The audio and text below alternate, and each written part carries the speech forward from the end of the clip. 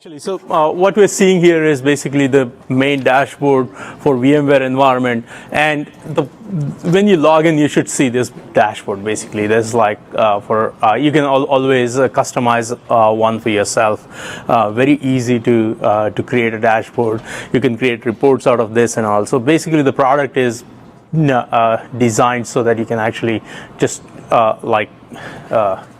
make it your own, really. And quick question. Yeah. Are they always going to spin? Yeah, they always spin. They always spin. In Australia, a couple of did you things go the other that can way happen there. I mean, No. I'm okay with animation, but that's just too much. Distracting. Yeah, it's just, Are you Are you getting dizzy? Are you getting dizzy? A lot of people. I mean, Higher level. Put that up on a. Yeah. it can actually change color. It They changes don't have speed. to look at it all day. So three things. Green you can ignore mostly because it's basically just. can't ignore that.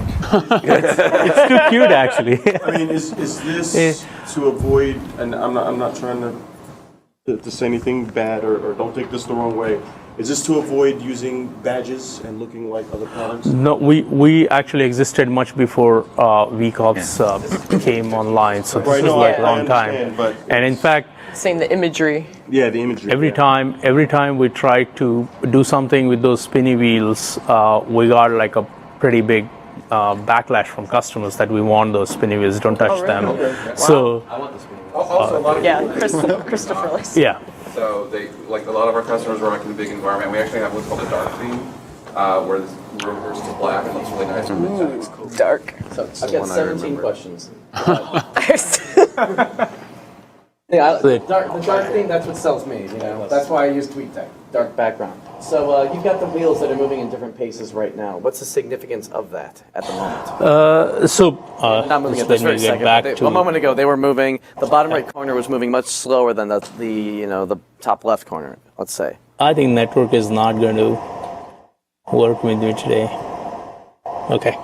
Yeah, so you see that it changed color on the data store. Basically, it changed. It basically had a alarm come up on data store, and that's why it changed color. I think not just the color. Christopher is commenting about the speed of the turning of the memory one. Is that The speed at which it is Yeah. turning has significance, okay? basically. So that's 61%. So the more, so there are actually colors, the middle value, and the checkbox there that says there are no alarms, everything is right with memory, something wrong with data store. That's the color of the alarm, is the color of the wheel. The speed with which it rotates is basically, again, it's going on the higher side of the threshold or lower side of the threshold, or just right.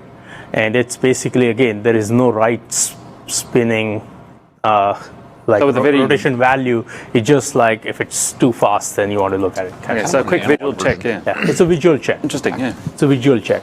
So up in virtual environment, it's listed on Virtual Center. Yeah. And you can scroll through a number of virtual centers. But my question is, do you have one that shows all virtual centers? Yeah, the you can. all-in. Yeah, you can actually just say data center, and it'll go into We like single pane of glass.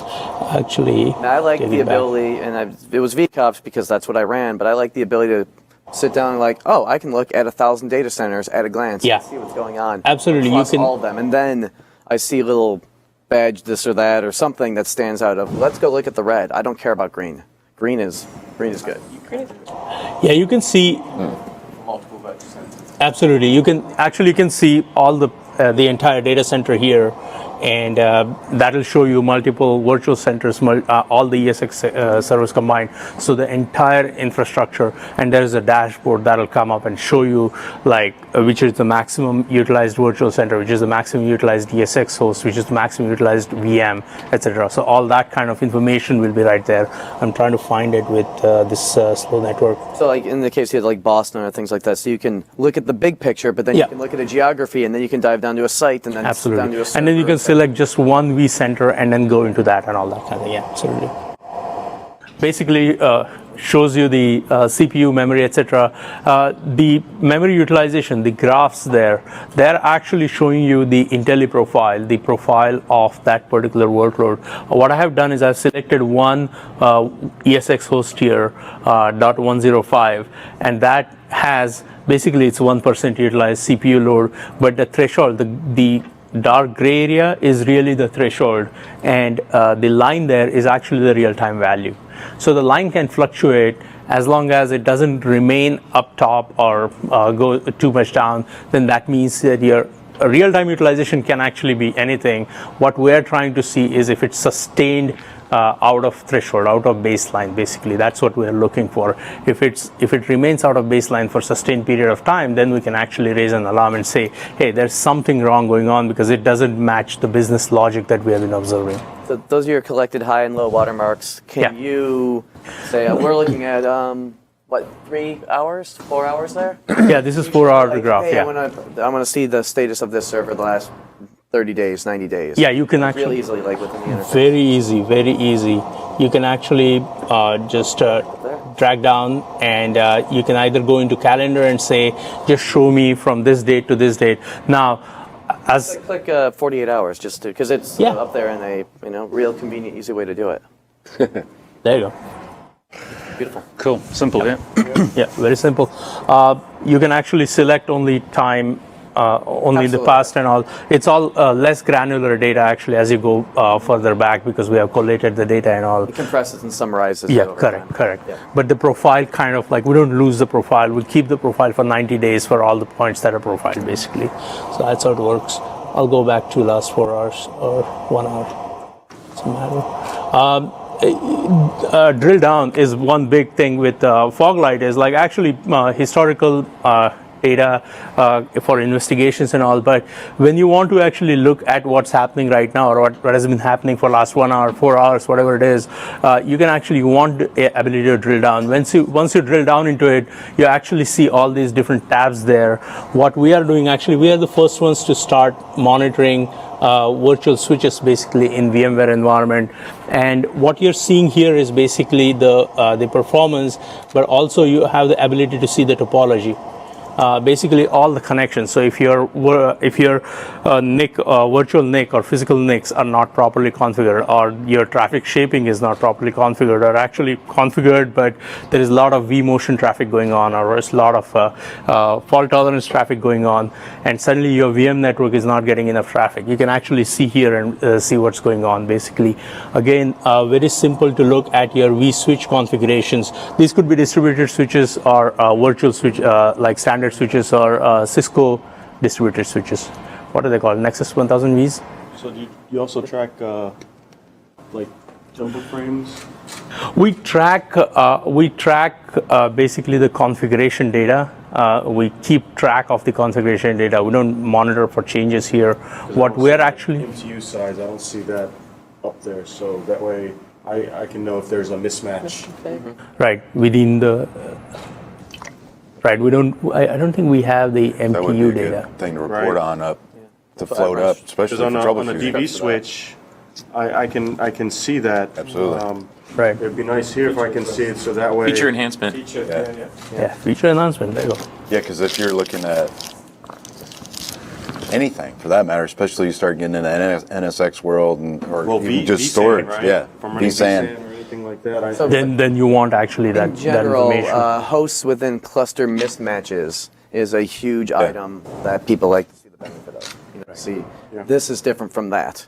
And therefore, usually when it's different, it means something was Then you configured want to wrong, actually know. and it's going to cause a problem later that you don't realize. Because you have two roles, right? You have the VMware admin and you have the network admin. Right. So you want to make sure that they're both driving. Both are And talking the MTU same is language. like looking for a bad network cable. It's like the last thing you always look at, right?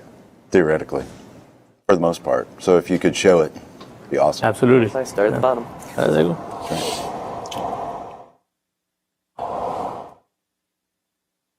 So that basically shows the topology of the virtual machines and the connection parts.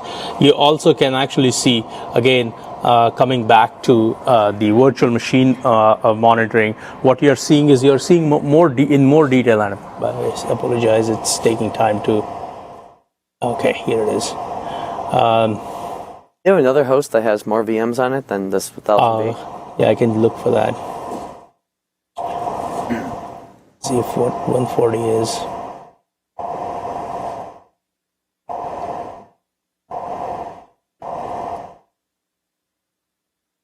No, it has. Yeah, it has a little bit more VMs, the number of VMs. So basically, what's happening is you can actually see the actual utilization by each individual VM on the CPU side, on the memory side, basically how much is actually used by the virtual machine, each virtual machine, and who is contributing and how they're fluctuating. So you can see like how the CPU is getting divided, basically. Just very useful for troubleshooting. And you are not only seeing just a regular composite CPU, but you are seeing the CPU utilized as well as CPU percent ready and all, and percent weight is also available. So things that are actually very useful for troubleshooting. Another thing is actually Foglight is used in multiple, like if somebody is using for Active Directory or Foglight for Active Directory, Foglight for Exchange, etc.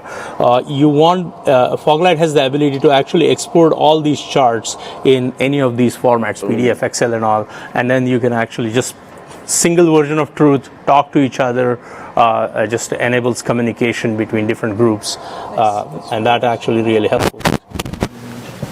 Just moving on actually quickly on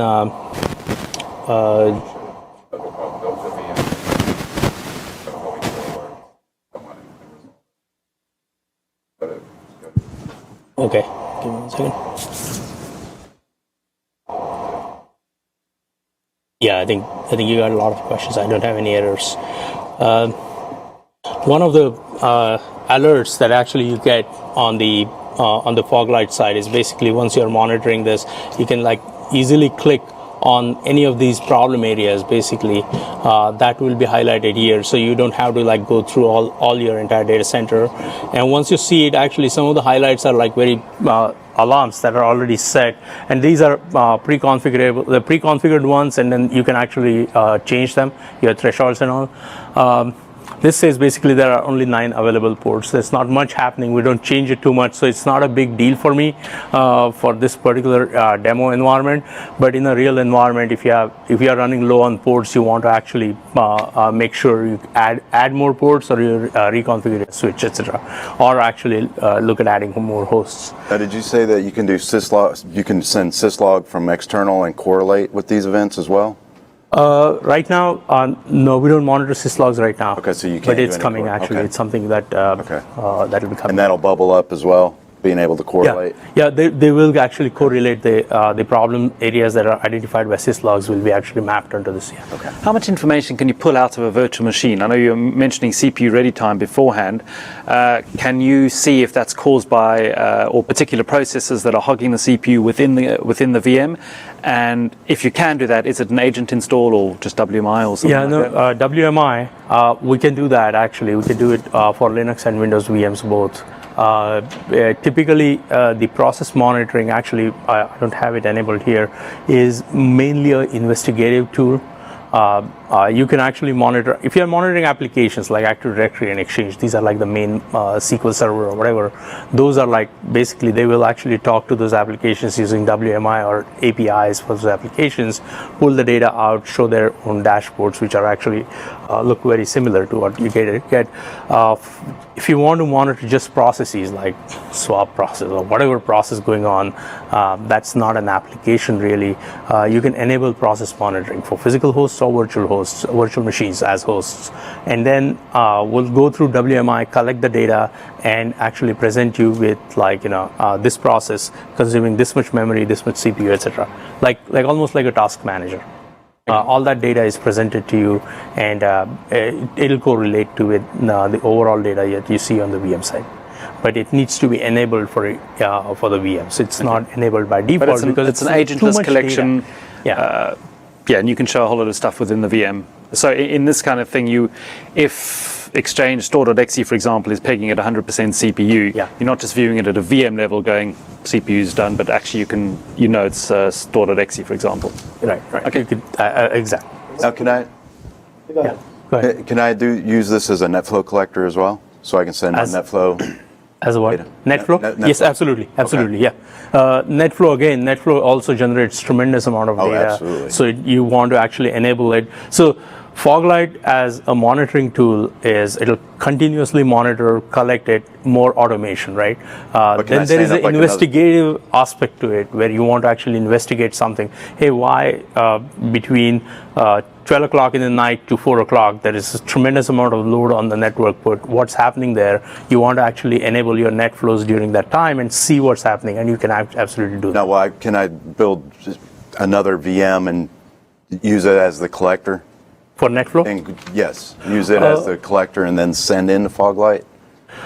You'd know, I think right now the way it works is you just enable NetFlow and then our agent collectors Just collect will it, automatically collect it. Okay. Yeah, they're pretty scalable. You can have multiple collectors. So if you want to enable NetFlow into multiple agents, then you can actually absolutely And do it'll that. correlate to other events that are in Yeah, there as well. absolutely. Yeah, correlation happens in the database. So it's just a collection that happens in the agent. Okay, cool. So moving on, actually, if you guys don't mind, I'm kind of running short on time. I just want to move into optimization. One of the important aspects that we had some discussions here. So on the left, there is a thin vertical line there. The three, memory, CPU, and storage, those are right sizing elements, basically, where typically you provision more or sometimes less. Users end up using what they're using. You want to actually have the ability to reclaim that and actually have the VMs running exactly at the right size. So that's right sizing. On the right side of that is basically west finding and collections, basically. So that's what it is. Because Yeah. most CPU, right sizing, most systems should really have a single CPU unless needed. Unless But needed, yeah. Memory tends to be the more contentious of either highly aggressive or highly conservative, and you'd see the kind of spread based upon. I want someone where the intelligence on this goes. Like Right. I mean, utilization on that one is 1.4. Where is it recommend to drop to? the recommended drop is 1.7. Really. I like that in the middle. That works. It's Christopher approved. Christopher approved. there you go. I'm sorry, VCOP says drop it to like 300 meg, and VM Turbo says drop it to 1.9 1 meg, yeah. or 24 can- gig down to 23. So and- it's nice to see a There you go. Somewhere in split the between, middle. it's like, hey, yeah. we're going to get bang for a buck, but not compromise. There's a cost of ourselves. remediation that may not be Now, worth it. Yeah. you have the ability to actually look at the correlation between 30 days or 60 days or 90 days, whatever it is, right? 30 days, typically, this is more like an instantaneous kind of thing, so you want to actually keep it 30 days. You can actually also see maximum peak utilization or average utilization. So we can actually see, like, what is generally an average when it hits the maximum utilization, you might actually be doing a lot of thrashing there, so you want to be aware of that. But these are the knobs that actually will enable you to be very aggressive or very conservative in terms of optimizing your environment. And this is all about right sizing. There is no absolute correct answer there. And it's defaults to max peak, which when max peak for something and it still doesn't hit a very high ceiling, you're still going to get a lot of reclamation Absolutely. gains from that, Absolutely. with very little risk of This- compromising the actual operational environment of that. Exactly.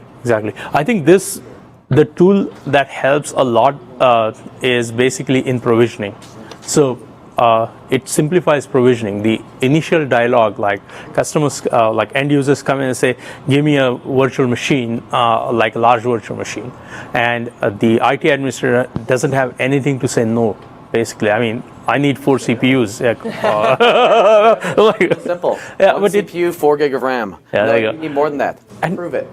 And so, Use it, I'll give you more. So- Because will this thing right size up? It'll say, Yeah. hey, you've got 4 gig of RAM allocated. You really should have 16. You should have more than that. Yeah, absolutely. And we'll toss out those recommendations, perhaps with like percentage charts to say you really need to be running. You're running at 400% utilization of CPU. You need to jack that up to 4 CPUs. yeah, no, so- it'll all that. That's one way to do it. Another way is like give them what they want and then actually No. take it away. It's hard. my It's God. hard to take away. Never take it That's back. against the religion, I guess. No, but on that, Like, well, yeah. so will this do that automatically, or do you have to actually take action to do that? You will actually control it. You won't do it. You will just basically say reclaim it now or reclaim later. and you can actually I don't have the permission. So I have to go in and manually see this and then go, yes, I accept the recommendation and do it. Automation schedule to Correct. scan through those values and Yep. like on a Saturday night, go and readjust everything. Okay, cool. Because one of the reasons that end users go and say, I want to have 8 gig of RAM is because you hard to say change. that, oh, you have 4, I'll give you more later. But that means that I have to raise a change request, get it approved, blah, blah, blah, blah, blah. But- Right. And it takes 8 months and it sucks. Notify someone. Whereas You if need to it's... change your process.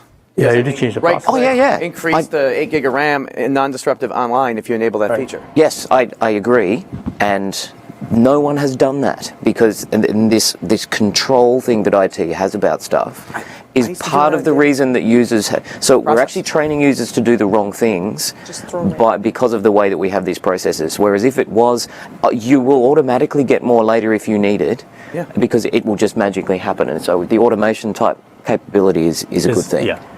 But Be a reason for that, Yeah. right? I mean, you need to justify your resources. Over provisioning for the sake of over provisioning is saying that is my a VM fail. runs slow is not justification.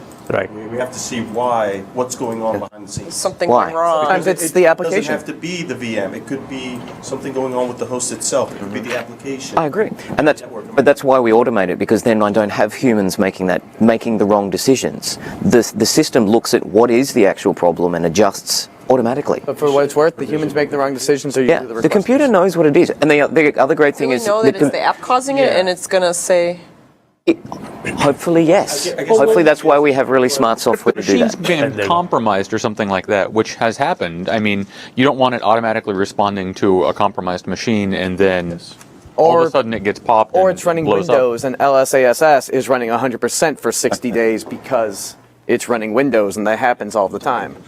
So then it's like jack it up to 4 CPUs where it doesn't need it. But what you're saying is that those are problems that need to be detected, and hopefully software like this will do that. But what we're saying is, well, it's detected it recommends a fix, and so now the human is just going accept. So I'm now Homer Simpson just going yes. Well, this is why? utilization-based, not Why?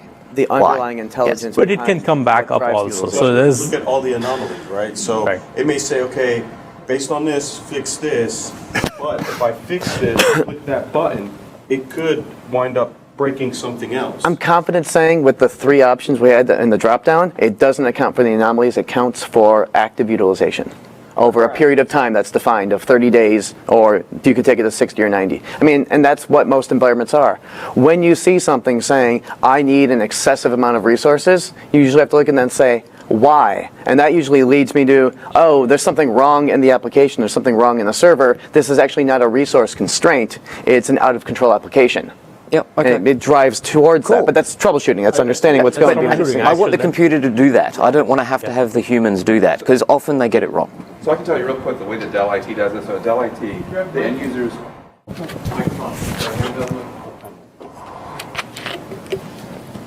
So I can tell you how Dell internally uses it. We allow the users to ask for anything they want.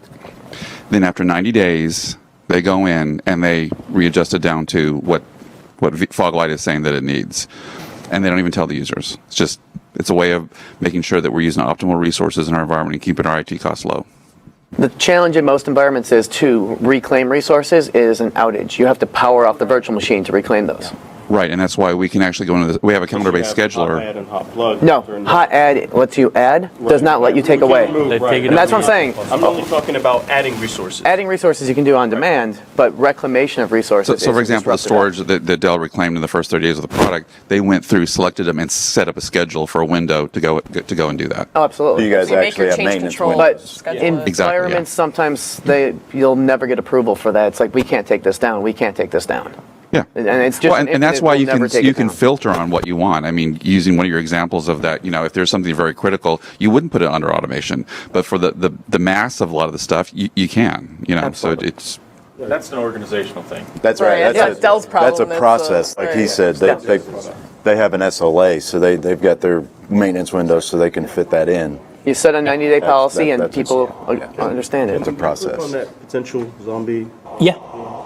Oh, potential. That's not an application design. So- is this from the vKernel CMS product? Is it the look and feel looks like the vKernel kind of interface. Are these the good points that you've taken out of the vkernel? It is. So the same development team that originally developed vkernel did the optimization, the capacity director, and the change tracking. So good catch. So zombie VMs are defined as the standard deviation of less than 5%.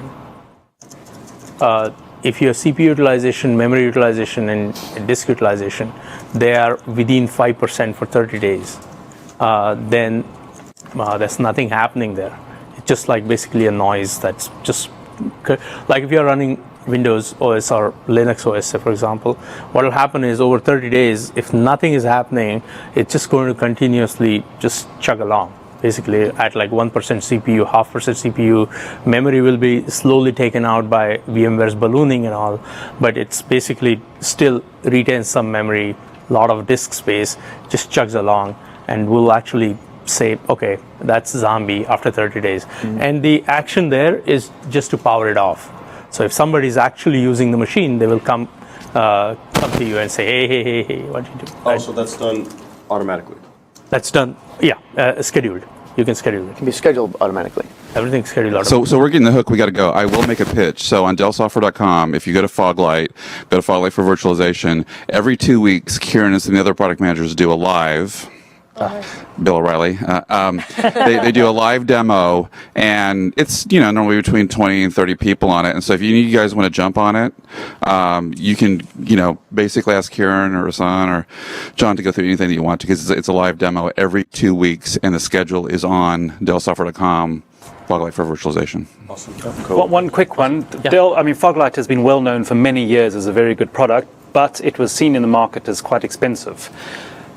From the strategy comments earlier about Dell going in to sort those kind of things out, is it more competitive price-wise with a so $790. The price is $799 per socket. Or basically $799 per server per host that you want to monitor, and that price hasn't changed in 5 years that I've been involved with the product. So, generally we've not had feedback from customers that $799 a socket is too expensive. We do still offer the standard edition product, which is the vkernel product, at $399. Per socket, and that has got kind of a subset of the functionality. And then we're going to have a SaaS version of the product, and that'll be probably somewhere in the ballpark of $50 per VM per year.